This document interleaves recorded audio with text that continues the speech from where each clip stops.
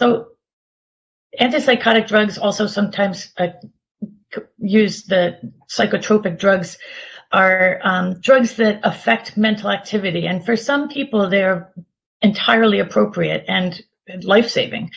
People who have mental illness, can really have their life changed and stabilized by using these drugs. But if you do not have what's known as an Axis 1 diagnosis, a mental health diagnosis, and you're being given giving these drugs to people with dementia, you can really just destroy their mental ability, their interactions on a day-to-day basis. You can change their minds sometimes in a way that cannot be changed back. So one of the things I want to talk about, and Sue's going to get into more of this because she's a doctor, there are side effects with psychotropic drugs, sometimes for everybody, but definitely for people with dementia. And they can really lower the quality of life. They can make people really less likely to eat.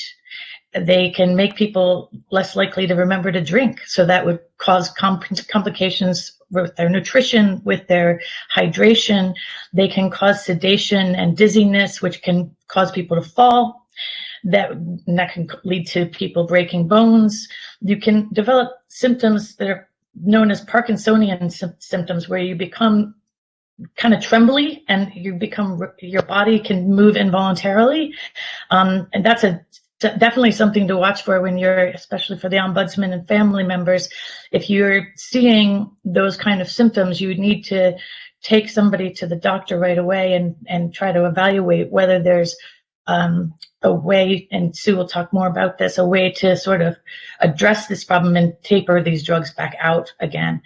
But there's also these drugs can accelerate someone's actual decline due to the dementia. The dementia can speed up, it seems like, and that is really where you get into this cycle, because somebody will start to decline.